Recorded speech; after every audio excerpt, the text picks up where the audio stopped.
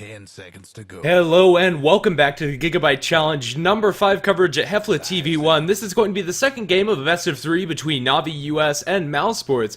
This is the finals, and Mouz Sports were able to take a pretty good win against Navi, I would say, mostly by just playing very well against the very heavily teamfight oriented lineup of Navi. Either way, I'm Grandis V and I'll be casting for you today, and I'm joined by Heflatv. How are you doing? Always good. Bad people are always good. That's what my grandma always told me. But yeah, Mouz won this game very convincingly. I mean, it was, I don't know, it was like a ticking bomb all the way. Like the crafts, they never took a turn in Navi's direction whatsoever. And regardless of what if they were fighting, pushing, falling back, just forming in their own half, regardless of what they did, just Mouz did it always a tick better. And to be honest, for me, and I have to say it like this, Cat here playing the Void, I think that was the crucial point. Like, he just didn't get into this game. Laning was horrible for him. Like, he didn't have farm at all. Like, he was, what, level 9 when we had the first chrono, or level 8 or something. Like, the chrono mostly without any effect. He barely managed to kill one target in the chrono. Later, okay, he got here and there some damage, but then also like all the disable coming into the chrono, maybe disruption defensively or offensively, it doesn't really matter. So I don't know, it was so many factors contributed to the fact that yeah, he didn't get anything. There was no farm, positioning was wrong, then the chrono timing was not always the best, and he got kited a lot while he got abandoned by his team. I don't know, it just didn't work out. On paper it looked good, but the execution was horrible. 10 seconds to go. Yeah, well, Navi are going to pick up the Lycan first pick, something they're very comfortable with running and was left in the pool, so they'll be happy to snag that one up. But then after that, Mouz Sports going to have a very quick return with Axe as well as Io. And, well, I quite like this opening coming up from Mouz Sports. Axe does very well against Lycanthrope, locking him down through BKB with the call, and is very good at going aggressive against Lycanthrope in lane. There's really nothing that Lycan can do against you. If he puts the wolves on you, they'll just die instantly to spins. And then also with this Wisp, Mouz Sports are going to have a very scary global presence around this map, and this could be a very scary draft coming up from them. Navi will also pick up the Tidehunter. As we saw last game, they really favor this hero, works well in the offlane, offers a lot of team fighting potential, and if they do try to relocate on top of you, if you have a Ravage ready when they come in, that can be pretty scary. So, I don't know, I'm leaning towards favoring Mouz Sports, but Navi got a pretty good trade as well.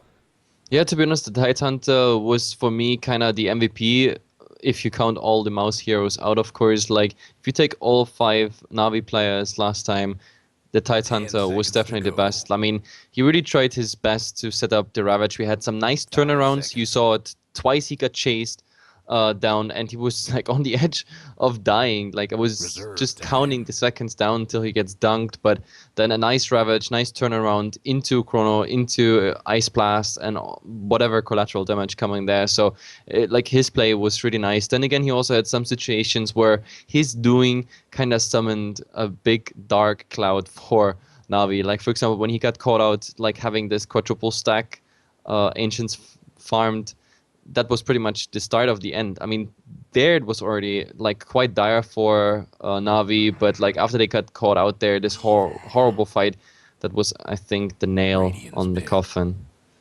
Yeah, pretty much. Also, Tidehunter last game was able to get a lot of farm up on his person. Actually ended, I believe, the top as far as net worth is concerned on his team. Was able to get a very fast refresher. And yeah, we'll have to see if it's going to work better for them this game. I think if the other heroes step up their game, or other players step up their game a little bit, I think Navi have a fighting chance in this game. Yes, absolutely. Like, that's what I meant with the Void. Like, if you gave this Void, let's say, I don't know, 5k more net worth, and that consistently from laning stage to the point where they were starting to like take heavy fights, I think, yeah, Navi would have won a couple fights, especially if the Void had like really crucial items, like at least one more damage item, maybe even a BKB to not get disrupted. So he only gets a target disrupted in front of him, but he can swap to a second one. But that was not the case. So even the best Ravages can't help you if you can't even kill one target in a chrono. But in the end, it doesn't really matter. We have to talk about this game. And the fact is, now we have Ancient Apparition, Rubik, Tiny, and the Razor being banned out in the second stage. In the first one, we saw pretty standard heroes. Like, they took out the Mirana, which is quite interesting because they just don't want to see on a Navi side. But Pikehead last game, he did an awesome job on his Mirana. Like, he was second in net worth, and yeah, it looked really good. I didn't understand the move of the Lincolns, and by the way, I actually paid a bit attention after he bought that Lincolns. I think only one cold feed got soaked up by that Lincolns. Besides that, that Lincoln's was really just vanity item. That was just like, okay, cool, nice to have, just in case. 10 But seconds to go. it didn't really do anything. He also didn't give the Lincoln's buff to anyone else. So 5 seconds. I still don't understand this pickoff, especially if you're having such an advantage at this point. But sure, it helped him at this point. Well, Na'Vi are going to pick up the Darkseer. A combo that's fairly unusual to see in the draft is the Darkseer as well as the Tidehunter. One of them has to go towards the offlane. And well, at least when I've seen it, they put the Darkseer towards the offlane, either put Tidehunter mid or as a support. And well, if you're able to get a vacuum into a Ravage, that can be a huge combo. And well, Yep. Lycan can fill up that with his ultimate if he's not locked in place. And well, Mousesports really don't have a whole lot of lockdown for this Lycanthrope outside of the Axe. I want to see a 10 disruptor seconds here to on go. Navi. Like, I'm full-time serious here. Because you have an 5 IO, seconds. you have a Weaver, you have an Axe. So Axe initiation, Klims out. IO relocate, Klims out. Reserve Weaver time. going away with Chikuchi, you have vision on him, Klims back. Static Storm, he doesn't even start to Klims. Dazzle, maybe being in a Static Storm there as well, doesn't even Shallow Crave, doesn't come out with Weave in a huge team fight. And that on top of a Ravage, the Ravage being a perfect setup for it. But while I'm talking about how awesome a Disruptor pickup would be, Navi decides to go for a Lish, which is kind of 10 disappointing for me seconds to right now. go. Yeah, this is pretty much the same exact draft that they ran against MPL, and to great success, Yeah. they're able to combine the Vacuum with the Ravage very well as the Lich Ultimate on top of that. And while Mousesports are going to ban out the Disruptor, I'm not sure where the Disruptor would really fit into this draft. Maybe just expecting some interesting landing choices coming out from Na'Vi. And, well, if I remember correctly, in the MPL game, they picked up a last pick Earthshaker, so seconds to go. maybe Disruptor Yeah. not completely out of the question. I don't know. As I said, I think Disruptor instead of Lich would have been perfect, just because Mouse hero, Reserve like time. 3 of those heroes are very vulnerable against a Disruptor here, but they don't want to go for it. They want to stick to what they practice, I guess. And let's see, if we see an Earthshaker, then you're absolutely right. They just go copy paste the Reno for of the game they had in the semifinals versus MPL. But the problem is MPL is a team that just made it. It's a fairly unknown team. Just made it to the semifinals by good plays or also by coincidence, like not meeting 2 strong enemies till the quarters. And I don't know. Now you're facing Mousesport, so coming up 10 with this seconds same to draft, go. I don't know how that works. And Radiant's Windrunner, pick. okay, that's interesting. That's Yeah. definitely interesting. I don't know. Wind Ranger here, I'm not sure if I'm really feeling it. I think that's going to be their mid hero. And probably, I'm not sure how they're going to lane this, actually, to be honest. I think any of these heroes could go to any of the lanes. Axe mid versus This is Lycan. Axe IO aggressive, creep skipping, the Weaver solo on a safe lane, Windrunner mid. Oh, very well. Especially with like the Dazzle heals coming out. Axe should be Yep. able to 10 just sustain seconds to the go. creep skipping. Okay, that makes sense. That makes sense. Yep, IO and Dazzle healing. IO 5 maybe seconds. even on the Dazzle, just supplying him with mana. Dazzle in return healing the Axe. If they stand around the creeps, they have a Reserve time. triple Shadow Weave damage plus a spin that pretty much takes out a creep wave on level 1, which means you completely skip the creep wave. Like, you get nice farm there on the Axe, like really rushing Tranquil Boots, maybe a fast Vanguard again on MSS, as we saw in the last game. It could definitely work out, especially also with the Windrunner. Like, I see some teams at the moment experimenting with Windrunner a bit, and he got quite some buffs in 6.81. But if it's enough to find a way into TI, for example, that's the question. But I mean, this is a small cup. We are talking here about only $1,500, go. and I'm just saying only. I mean, I would be happy with $1,500, but 5 seconds. well, at a TI, we're talking about a couple millions. Not just a couple, actually, we talk about 10. And yeah, hashtag soon full, 10 million, guys. We are soon there. But yeah, Dragonite it is on Navi's side, which means a bit more push potential as well as another tanky hero. So we have Darkseer, Tidehunter, and Dragonite. Fairly tanky heroes, especially when the Lich Frost Armor comes out. And also Lycan, I mean, he lost a bit HP in his Shapeshift form. Still, Shapeshift, it's always a nice spell just for escapability. What's And, with all the scribbling? well, if you get some items, we have quite some tanky draft here by Na'Vi. Yeah, definitely. I'm not sure what they're really going to do to punish the Axe creep skipping early on, though Lich is absolutely terrible at doing that. If anything, he's helping them by taking one of the creeps away from that lane. We'll probably look at him denying from mid or off lane instead if they are creep skipping down in bottom. And well, Tidehunter as a support really doesn't offer much in that way either, and they might just have to end up dodging that lane altogether to make sure that Lycan's able to get his farm. Yep. But enough of that, we'll have to see how this game is going to pan out. I'll go ahead and introduce the Radiant side. It is Na'Vi playing on the Radiant, Kurak playing on the Dragon Knight, Tidehunter taken up by Fogged on a return performance. We're going to have Cat playing on the Darks here. Lycan's going to be taken up by Snaking, which will leave 1437 on the Lich. Interesting that like Cat is now playing the Darks here. Like his Void last time, like I really felt that he was the key hero that wasn't playing his role perfectly. But either way, fast introduction of the Dire team, of course. MSS now, like no axe on him. He's actually on the Weaver. Misery playing the IO. Then we have the axe now taken by Pycat. So this is now a carry axe, which I definitely like it. I mean, Pycat on the Mirana last game did really nice job, but this time they swap, like MSS on the Weaver and Pycat on the axe. I don't know if that's just for funsies or if it's really just about the laning, but let's see how it works out. Fata playing the Windrunner, and yep, the last one here in the train going even further in that bottom lane is, of course, the Dazzle, and that is... Who's... Yeah, Pass. Exactly. He's missing MSS, Misery, Pycat, Fata, Pass. Yeah, there we go. And remake it is, they say. Okay, yeah, it looks like they had a bad server, so I'll go ahead and go back to the lobby screen. Should only be a short time, should be able to get back in this game very quickly. Yeah, no, we don't even need a waiting screen or anything. We just keep talking, join the new lobby. It should be all fine. Okay. And there we go. You need to take the channel first. Oh, yeah. Because I'm too lazy for camera work today. Officially, I'm hanging over my books and learning anatomy. That's the official story, at least. And there we go. All 10 people are back in. Like the casters are coming there. Misery is spamming a bit. Yes, it feels just like home. Now everybody is go, go, go. But Nahas, the friend of Cap, is missing. Come on, hop in your channel. Now we can go.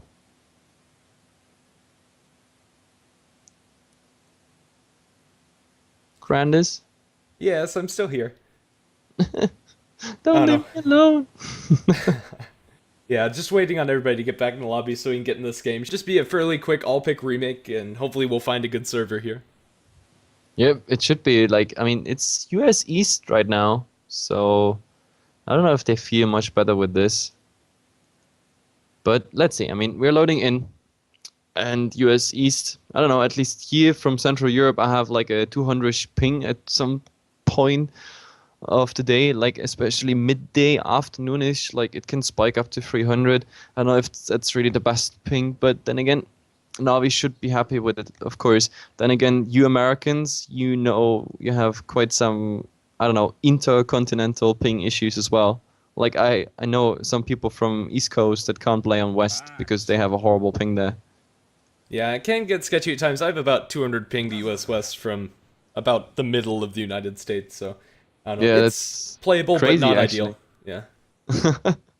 That's what I like about Europe. Like you get quite decent ping to all the European servers. Like may it be West or East, doesn't really matter. Like Stockholm and Luxembourg, Frankfurt, all those servers, they're so stable. Regardless if it's streaming services or in-game stuff, or even regardless of the game, you're always fine with those servers. And the good thing is, like even on the periphery of the European Union or the European continent as such, also those people, they have a fairly nice connection there, playing with pings below 100, which is like the minimum you need for decent play. Yeah, well, still waiting on some people to click Alt-Enter. We might actually have to wait for the all-pick timer to go all the way down. Yeah, we have to. That's always the case. Like, unfortunately, you can't, even if everybody picked, you can't slow this timer down. That's, I don't know. I was hoping we get this change in the 6.81b, but we didn't. So in the end, they all picked it up. We don't need to introduce them again, but yeah, nothing should change. Everybody is on the same heroes. Yes, everybody is on the same hero. So it's all good. It's a bit of deja vu. Both heading towards like the bottom lane here, and let's see if we actually see something. There is no smoke whatsoever on the Dire side. Do we have something on the Radiant? Just clicking through. No, they're just saying hello to the jungle. I mean, the wards are on the Lich for the Radiant side, and yep, Io is having them on the other side. So let's see where the wards are coming into place. I guess one ward will be reserved for behind the tower, maybe. Yeah, but if they are Just going for the creep cutting, they will want to have some ward there. And actually a very interesting ward coming up from 1437. I don't believe that blocks their camps, but will give them good vision of the support rotations, just assuming that they are going aggressive. Yep, it's instantly spotted out, and there we have, yep, Io is now at the moment leading the CS charts with that one ward down, and well, it's a pretty interesting ward, but it was too obvious, like, since he stood there. Usually I like this ward because it's rarely getting de-warded. The only problem I have is why exactly did they use 2 sentry wards? Like, they just spent like 100 gold here on this. No, 200 gold, I mean.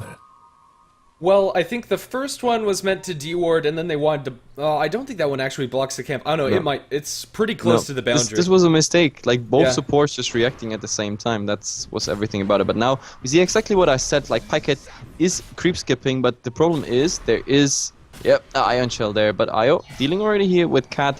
Now, Pyket lost a lot of HP, especially because the Iron Shell creep was still not down. He should have focused that one.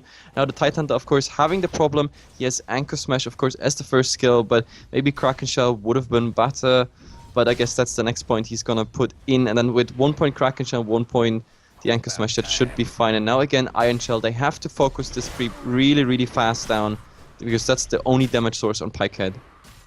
They will be able to get it very quickly, but... Yet again, Na'Vi really can't do a lot to completely punish this. And let's see, Lich is just going to be denying creeps from the off lane to make sure this Weaver doesn't have a wonderful time here. MSS should be able to get pretty much full experience of the creeps that are alive. No real killing potential coming up from a Lich, no hard lockdown, and doesn't care about the slow with Shukuchi. Like, unless MSS really makes a huge mistake here, like, he's not killable. Not in the current setup. There has to be... like at least level 3 Frost Blast, like a Howl being up on snaking, plus some starter items, and a very awkward positioning, or a blocking, or whatever. But as long as he has Chikuchi up and no Sentry Ward there, he's unkillable pretty much. But Cat has the call, he's going to get it off on to Cat, and with the heal bomb coming out with all of those units, they've trapped him in, and he's just going to die. One more auto attack from Pycat will secure the first blood. Pycat's fairly low, does have a salve, and will be able to get back up to a nice level of health.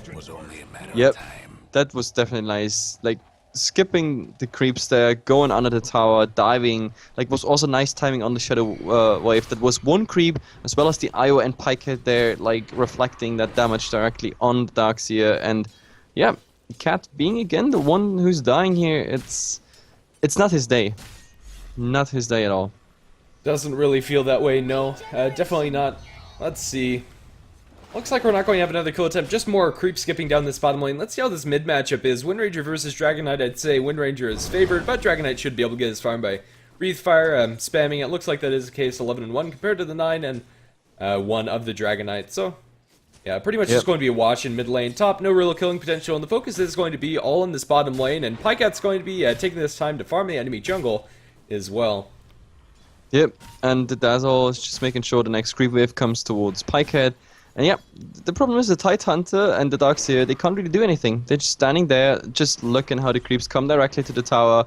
The tower, well, gladly, with a Tidehunter on lane, the tower's not getting damage. If that was a normal scenario, the tower would even get some damage on top of it. But of course, with Kraken Shell, level 2, Iron Shell on top, like, they're actually doing or trading one creep wave by another. It's not really working out what Mouz is trying to achieve here. I mean, besides the first blood, of course, which gives them the advantage. But, like, after all, there is not a single creep lost for the Darkseer and the Tidehunter, and there is not a single creep lost for the other side. So it's really just a 1-1 trade. And as long as the tower doesn't get any damage, I don't know. It's not really worth it. But now, MSS is in trouble. He has to hide behind the trees, and there is the right clicks. It's enough. The Lich is just getting that kill. The Wolves were also just about to assist there. And now a new dive here, bottom.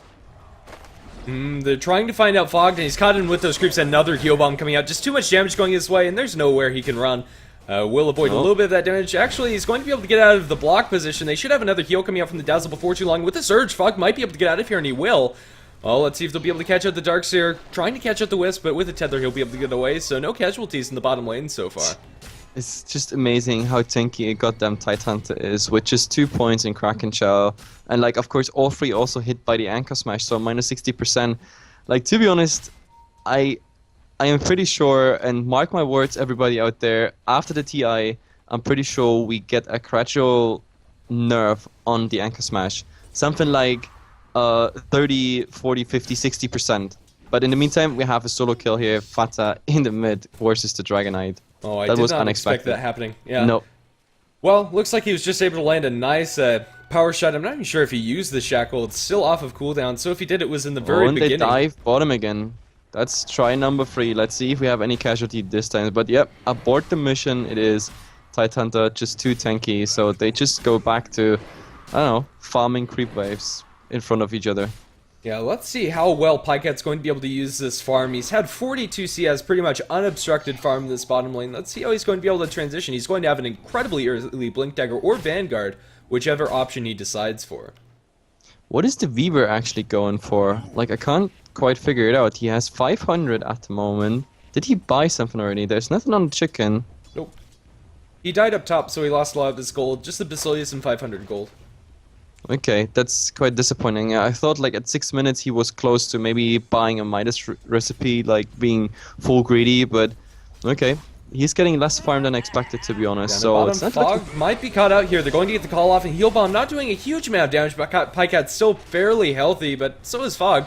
Should be able to just walk this one off with the Ion Shell, and, well, a little bit of hype for nothing. I don't know. It's not really working out what Mouz is trying to achieve here. Like, I mean, the first part was really nice, but now it's just too tanky. Like the Darkseer is just too fast, getting away with everything. Tidehunter is too tanky to achieve anything. Plus the tower working for them, and you must not forget they're 2. They are in a dual lane here, while the others are free. So in the end, they end up with more XP. So at some point, they have to face a Ravage under the tower, and that's nothing you really want to deal with. Not really. At some point, I'd like to see the supports maybe try to rotate, but speaking of rotations, we have Korra coming towards the bottom lane. They're trying to collapse on this Axe. Let's see if they'll be able to get him. They get the Gush as well as the Anchor Smash onto Pyket. He's going to be healed up by Pos, and now with the call, he has the extra armor. The Courier's running through here. They should be able to get this Surge forward. Will they be able to get it? No. Haste, they'll be able to get the Dragon Tail and Pyket, however, and now the Body Blocks are going to come out, and they should be able to get this kill. Another heal coming up from Dazzle, keeping him decently healthy. Well, with the Breathe Fire, attempt from the Wisp to try and save him, but it looks like he's just going to die too with the Nice Iron Shell. Surge. Yeah, he'll be able to chase him down. Yep, that was a good rotation. I actually thought they didn't get it through because there was hardly any mana left on Fog for another Gush, but like, thanks, Stick, best item in the game. And, well, in the mid, Korok just coming back directly. It's stunning Fata's face here, but of course the wind run out. And in the end, it's a 3-2 for Navi now. So in the end, I don't know, this project of Mouz kind of dissolved. I don't think they can come back and establish their tri-lane creep skipping here. It was a good idea, and I usually like it, but this one just didn't work out, apart from the first blood. But one first blood doesn't make a game. It's just a nice little advantage. In the end, it just didn't work out. Let's see how they answer this. If they come back, or if they rotate, and yeah, it was already answered. MSS is back. Oh, back. He's coming to the bottom lane here. And MSS has actually bought a bottle to help with that mana and HP regen, which is very nice on the Weaver. One of the big reasons that you build a Lincoln Sphere on the hero, and will help him early game, especially as an offlane Weaver, or effectively an offlane hero, Weaver, throughout this game. I don't like it though. Like the bottle on MSS, no, it's Okay. I'm not a fan of it. So sorry. Does it disappoint you? Oh no, not really. It's okay. I don't know. I think it'll be okay to make sure that he has Shikuchi mana, but other than that, it's really not going to offer much. Maybe just stealing the bottle from the Wind Ranger later on would be a little bit better. But either way, it is what it is. He has a bottle. Yeah, he has a bottle. I think that bottle would have been nice if he stayed solo there on that safe lane with the permanent, like, Lich harassment by Frostblast and Sacrifice. But now that they actually made a rotation here after this project failed, see how this bottle is actually working out. Like, if he stays proper on range here, he can harass the Darkseer quite a lot. Every Gemini attack should go into the Darkseer. Like, he has, well, okay, 2 tangos left, but let's see. No, maybe have a go on Pyket. And there's the stun. Oh, the Lich ultimate coming as well, and the bounces. Look at it. 1, 2, 3. That Oh, was now the forever. But Ravage onto Misery. He tried to save his buddy, but it looks like he's going to get caught out. Another Frost Blast from 1437. That's a double kill for the Lich. Yep, MVP Lich here coming out. Perfect for him. That's definitely easier for him to buy wards. But now, in the mid, there's a nice little latched. But it's just not enough. I mean, the right click, Look at snaking. Fada won't be falling enough. to those wolves. He's trying to chase this down with the bottle regen, looking for his kill on snaking, but the TPs are coming in. He needs a power shot, and he just needs to back off right out of there. Fada has 2 more bottle charges, but I don't know. Dire's top tower, you know. I don't know. It's pretty crazy. I mean, Windrunner, like as soon as the Windrun is coming out, he's of course invincible, especially against the Wolves. But look, as soon as the Windrun is over, the Wolves are just doing so much damage on him. Like seriously, if you let them hit the Windrunner for just a couple seconds, he dropped 50% just by 2 Wolves, and that was without Howl and everything. Yeah, well, up top lane, they've left Pycat up solo, and I'm not sure how much chip damage. They got a lot of chip damage on that tower with the Dragon Form ultimate of Kurok. And, well, it looks like that's going to be the end of the push up top, but still, no Tree Protector in this game, so that chip damage is permanent coming out from Na'Vi, and call attempt from Pycat, not going to latch, and, well, middle tower is going to fall in the meantime to Fada with that point into Focus Fire.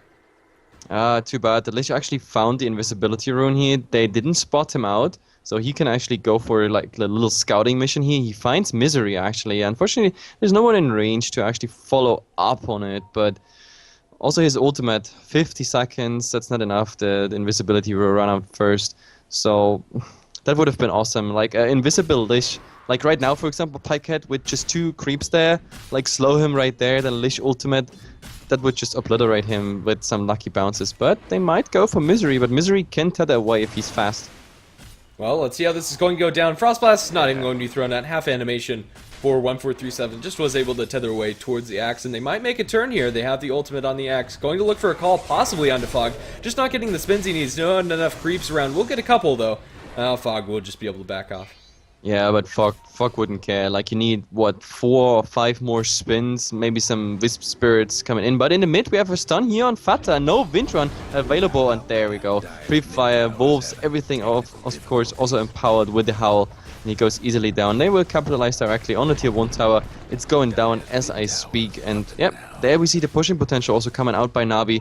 That's a nice kill on Fata as well as a tower. And 6-2, we have to look the first time on the crafts since we're 12 minutes in, and the experience crafts tells us we have pretty much a deja vu, but just with reverse teams. In the first game we had similar picture, 3000 for Na'Vi when it comes to experience in gold. Well, up and down a bit roller coaster, but in the end, still 1,500 for Na'Vi at the moment, and I don't think this craft stops soon because they gonna go for the tier 1 top here. Yep, there's no cliff available and only 392 damage waiting. Yep, the ticks are going to start coming out from the Dragon Knight, but in the meantime, Mouse looking for a little bit of a trade on this tier 1 tower in the bottom lane. Not sure if they'll be able to push very fast. Kurok does have his Dragon Knight form wearing off shortly, and they will be able to clean up this tower, just tanking it there. Don't need creeps for the tier 1s. And let's see, tier 1 tower in the bottom lane also going to fall. At least they made a tower trade, but still with Fata's death and tier 1 in mid, like Na'Vi is definitely coming out as a winner here.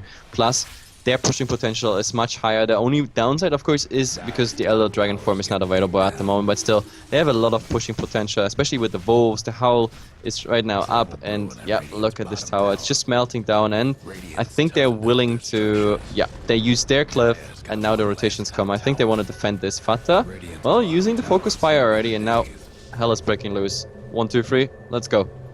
Not really. Pycat's going to blink away. No blink dagger on Fogged, and if he had, it would have been cancelled. And it looks like it's going to be a pretty clean retreat coming out from Mouse. Actually, the Ravage. Whoa. What did you do? Fucked. You're fucked. Like seriously, that is the Ravage, and they saw it. It wasn't just the Ravage like randomly here and oh no problem, like they didn't see it, so they have no idea it's down. He did that really in front of a huge auditory, and yeah. Mouse can just say like, hey guys, no Ravage, let's go. Now or never. I don't even know. I wasn't looking, I just heard the Ravage noise, and I thought maybe they relocated back, but Wisp isn't even level 6, that's not a possibility, so, well, just like that, Mouse are going to turn back onto this tier 2 tower.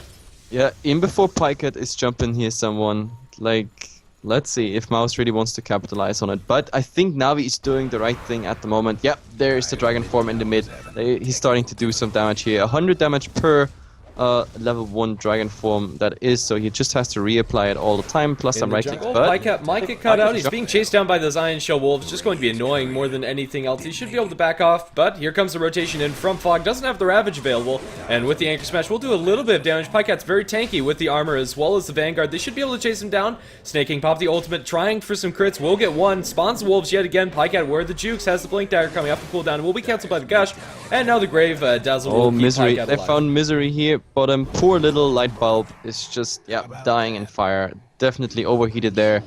In the end, well, I think Snaking did a little mistake there, because I think he should have just consistently put the Iron Shell Wolf next to the axe. That still interrupts the dagger and everything. The problem was, like, the wolf always stopped a bit, so he lost quite some uptime on the Iron Shell. So in the end, he was not going down, especially thanks to the fast rotation by the Dazzle. But, I mean, they got the Wisp and nothing else happened. I mean, right now they were just stalling some time because of that Ravage fuck-up. And we have to say it like this. This was a huge fuck-up. Well, 30 seconds and it will be back up, and they weren't able to take the tier 2 towers, so Fog, it's not going to cost them that heavily. They got the Wisp pick off and didn't lose anything else for it. So, I don't know, he still has time to redeem himself with a couple more Ravages this game, and it's not going to be the end of the Pycat world. going on Cat here, and he's supported by the Wisp, but no spin. Spins the wins. There's the Mac, and now they're trying to pursue, but the Lycan is there. Oh, nice block here, body block coming out, and Pycat, he's getting interrupted. The dagger is not enough. Now he is still faster, and he actually gets him, but still, no spins whatsoever. They have to retreat, and there is the nice tether away. Oh, the vacuum. That I'll was... search for it on Fog. Oh, I don't know, pretty much wasted. No. He has the Ravage if he's able to get in range, but... But the vacuum was a nice thought, because you can interrupt the tether animation of a Wisp. Like when you stun him directly in the mid, it's the same like a Timbersaw. He's really held in place where he is. He's not going actually to the final destination of a Timber Chain or a tether, for example. But he was like 0.5 seconds off with that one, and yeah, it didn't really work out. Instead, we have now them pushing on the tower. At least they baited out the cliff. Let's see if they come back right after it. Oh, but Korok in the mid. He's waiting for Fata, and there he is. Oh, the Dragon Form. There's Pre-Fire. Now there is the Frost Blast. Wind Run. Nice body block. Lich ultimate committed to this as well. Fata? Oh, he's trying to run away. I don't think he's going to survive. The Wisp Orbs are there, Tether, coming out from the IO. He's trying to relocate out. Now he's going to be Dragon Tailed. It looks like Misery's going to die as well, and relocate wasted. Yep, the idea behind it was okay, but bottom, there's even more action to come now. Fog, like, he's armored, of course, with the Ravage right now. He's well aware of the fact that he can just charge in, and whenever it gets too hot, he's just ravaging out. They just got the tier 1 tower, so this is tier 1 tower plus bonus kill. There's a new Howl coming up, still 3 heroes. Cat is even hiding here a bit the background. Pycat, he catches out too. He's just not getting the spins, however. Fog is so darn tanky and won't be able to get a dunk. Here comes the Weaver with the ultimate staking. Should be able to get out alive. He's trying to kill this Weaver bug and might get caught out. Here's a Ravage on 3. Vacuum to follow it up. They lose the Tide Hunter, but let's see if they'll be able to clean up more Pycat. He gets the dunk onto Snaking. They're chasing for more Pycat so low and just needs to back off. They get the Metal Hunger off onto the Darkseer, and now MSS taking a decent amount of damage. Has another Shikuchi, will be able to get back out. Now another Blink in from Pycat, and now Dunk 1. Looking for more. 1, 4, 3, 7. Dunk 3, and Pycat manages to clean up kill here. Yeah, Or but 3 Korok kills. is coming in. Oh, that pre-fire. It was a nice prediction, but he doesn't find MSS. But now he actually does. But Shikuchi out. Oh, he gets the stun off directly because of the Sentry Ward. Now, yeah, he actually gets him down. But Fata, there's a nice latch. But in the meantime, who has more damage? That's the question. Dragon Tail is done in 1 second. He has no interrupt whatsoever, so he's out here. In the end, still, like, Na'Vi there, that was a huge overextension. Like, the supports fighting with already limping Pycat, but the problem is Axe can be on 1 HP running around with a Shallow Crave. The dunks are just as lethal if he was on 100% HP, so this didn't really work out. He got a triple kill there, even though he should have been dead by now. So, I don't know. It was a very nice play by Mouz. Yeah, definitely. I don't know, in the end, it's probably a fairly even trade. They were able to keep their tier 2 tower alive, so yeah, I'd say that's a win for Mouz. But, yeah, true. I mean, that tier 2 tower bottom got like, what, 30% damage in the mid before already. Also like 30, 40, 35% damage that is. But still, like, Na'Vi, not just the kill lead and everything, they're also like slightly, yeah, taking away every single tower. But top now, we have a go here on Pycat, and he's being stunned, and the Lycan, yeah, the Wisp is just helping him. But the problem is, Wisps, can you get out here? There is the Dragon Tail. in 1-2 seconds ready. He just has to be fast. There's no creep wave to actually tether away, but the dazzle. Oh, Pycat, he brought back the axe, and he's going to get the call, and they might lose Pycat here as well. Looking for the dunk, going to miss on Korok. Actually did throw it out, so it is on cooldown. And now BKB TP out, forced by Korok. No call to cancel this. Actually, it is going to come off cooldown. Pycat's going to be able to get it off. Now they're going to lose to Dragonite as well. Too bad. He didn't have the stun ready there. That was really too bad. 10 seconds on the Ravage, and now Fata. Oh, it's not latching. Oh, and now with the Lich Ultimate bouncing through, yeah, Stick Charge is not going to matter. Just a very spiteful Lich Ultimate there on the Wind Ranger. That was just a bigger Frost Blast. Frost Blast with better animation, and look at this. Like, the Wolves are actually here. Oh my god, TTP interrupted by the Vacuum. Now they're just, coming, and that is a very nice kill because the gem was there in Daz's inventory. So in the end, Na'Vi definitely trading better. I mean, the Korok's death was quite unfortunate, but still, they still trade better. And maybe we see now a turnaround. They want to snatch Fogged here, but the Ravage is still there. If they want a turnaround, they might be able to. Well, let's see. They're going to get the Battle Hunger off onto Fog. Pycat has his Blink Dagger coming off in cooldown in a couple of seconds. He's going to... Yeah, they should be able to get this Tide Hunter. He doesn't have any backup coming in. They're going to tether the Wisp towards Blink Forward. Not going to get the tether slow, but will have the call there. He's just so tanky with the 4 points, but with the dunk will be there. Eventually, just going to leave their Tide Hunter high and dry, and Na'Vi will be able to make the escape with the rest of the heroes. Yeah, that was really too bad. I wanted to see like a nice turnaround, especially because they have the Ravage done. I was also wondering why exactly he didn't, like, you know, just change direction. I mean, before the fight, when Fata, for example, died, if you would have ran into Fata, behind him there was still a Dazzle, both would have been hit by the Ravage. I think they could have gotten more and faster, but they decided to hold on to that Ravage like as a escape mechanism. I don't know. But it doesn't really matter. In the end, they still trade quite well. We have to look in the crafts again. Well, it's a bit up and down, but still 5k XP and 4k gold. They lost a bit here and there, so Mouz is striking back a bit. Nevertheless, Na'Vi has an advantage they can be proud of. 20 minutes in, it could be more. It's definitely not enough to win yet, but they're on the right track, especially with the towers falling pretty much soon. All the outer towers are already either down or damaged, and I don't think they will stop very soon. We're gonna see. 4-man, smoke, anything? No, this is not a smoke. This is just there we go. The chicken actually had the smoke. And it looks like they're going to head towards the Roshan pit with the Tide Hunter ultimate available. They should be able to take this fight if things get really hairy. Well, let's see. Is there going to be a contest coming out from Mouz? It looks like they're TPing in and ready. Yeah, they're going to get the vision with the power shot, as well as the Dazzle ultimate ticking down on them. It looks like they're going for it. Nice call coming up from Pycat. He's not getting the spins, however, and now he's just taking too much damage. Ravage going to be committed as Misery tries to TP in, or rather tether and buyback from the axe. He's trying to get back into this fight on the backlines. Let's see how this is going to break down. They're going to get the Aegis towards Snake, and it looks like that's going to be the end. They're going to vacuum back MSS with the Frost Blast. He's taking in too much damage here. Doesn't really have anything to tank up. There's a nice shackle on the backlines. It looks like that's going to be the end of the engage. Yeah, it was really interesting that they were only focused on that Roshan. Like, the Lich uses his ultimate just as a, like, I don't know, peekaboo, just shoo away. That's pretty much all he did. Like, Lich ultimate, so they had to go back there. It had like 3 or 4 bounces only, and like then only 2 people attempting to go into a rush pit where it's just crowded with enemy heroes that are empowered by a howl and everything, with all the burst damage of Gush, Anchor Smash, as well as of course the pre-fire. That was a short and very inefficient engagement by Mouz there, so they not just lose 2 heroes plus buyback, they also get the Aegis on the Lycan as well as Roshan towards the Radiant side. So beautiful trade for Na'Vi here. Definitely one fight for them. Yeah, definitely, and with this Aegis, they should be able to push down into the remaining Tier 2 towers on the side of Mousesports.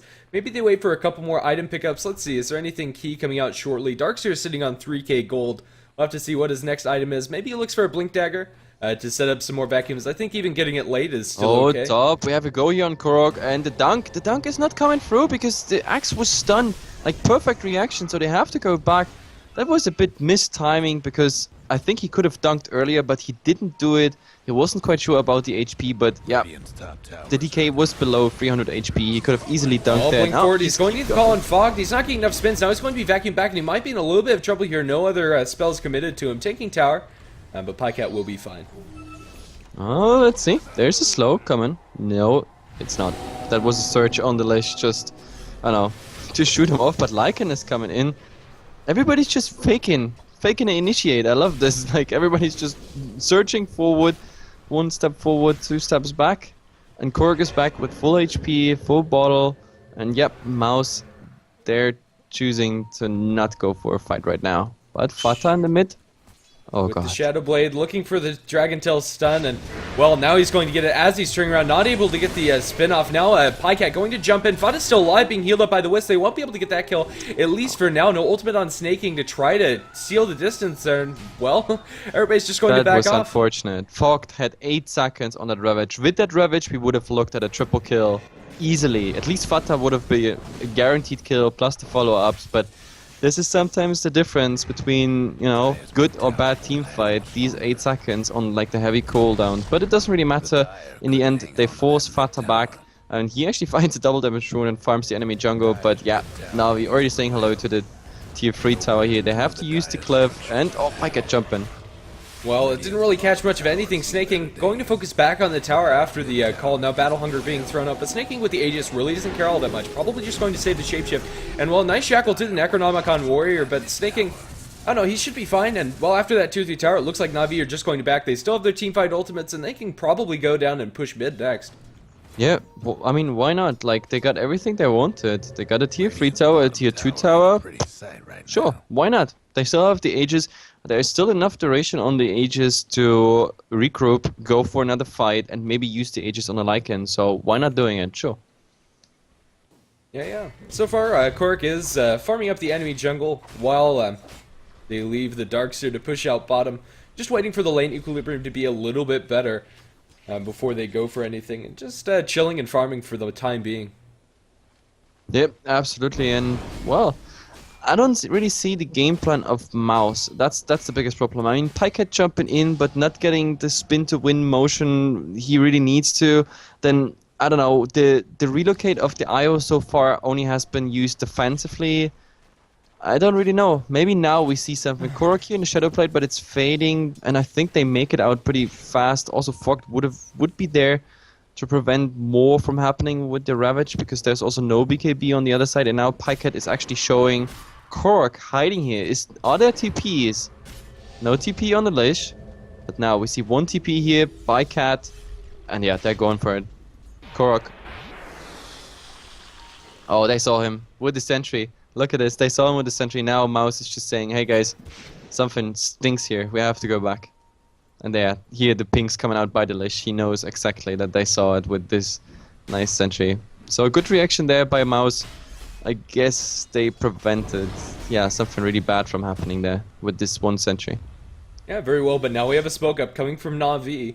And let's see if they'll be able to catch anybody out. Fata's still farming in the jungle, but the rest of Mouz is bottled up inside the base, and I don't think they'll be able to catch anybody out with this. Yep, not really. And Fata, I don't know, he has to go back to the fountain for sure. And let's see, Mouz, they feel it. Something's in the air. And I think the Wisp might be the one who's like, if he gets stunned on Korok, he has the Shadow Blade enabled, and now he's going to get this on to poor Misery, and he's going to be blown up with the Breathe Fire. Now they're looking for more. Blink forward. Pycat trying to TP out of there. Do they have anything to cancel the Ravage committed, as well as the Vacuum? Oh, not sure if that Ravage was necessary, but it canceled the TP either way, and well, they should be able to take Roshan, and well, they're looking for more. Maybe they'll be able to find another pickoff. Well, yeah, Roshan is still on cooldown for quite some time. Never mind. No, I know why he did that. I know why he was willing to give that Ravage away, because they have better pushing power and there's no buyback available on the Axe, and I know that exactly for a fact. So if Axe would have survived here, or would have gotten away, or maybe even died, but with a buyback, then they had a chance to contest this. But this way, wait. This buyback just came off of cooldown. Yeah, 15 seconds. Now it's just available by the time they got the range tracks down. So, but in the end, they force out the buyback, and now Pycat is even missing his call. So, okay, I guess they get away with 2 kills and the range tracks. Still a better trade, and still better than Twilight.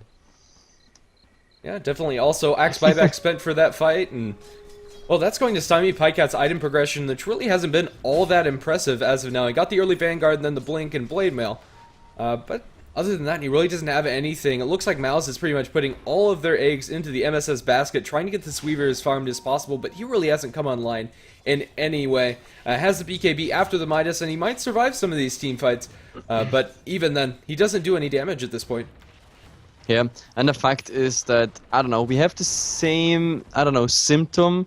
not the same disease, but the same symptom of last game. Like, regardless of what Navi is doing at the moment, they do it a tick better than Mouz.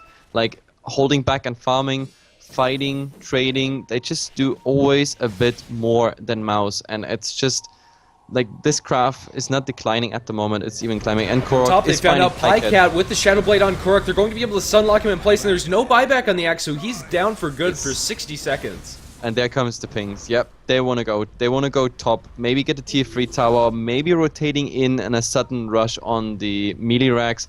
They could do either thing because, well, the cliff is down for 15 seconds. So by the time they arrive there, well, they don't even need to arrive there because the GG is being called. Mouz is saying, screw this game 2. We go in game number 3 and beat them there.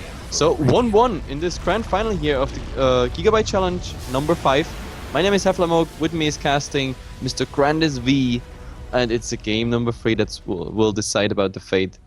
Well, Who's yeah, gonna a get... little bit. Yeah. A little bit anticlimactic GG there, but definitely understand it coming up from Malice. And also, we do have a deciding game 3 coming up next, and it should be up shortly.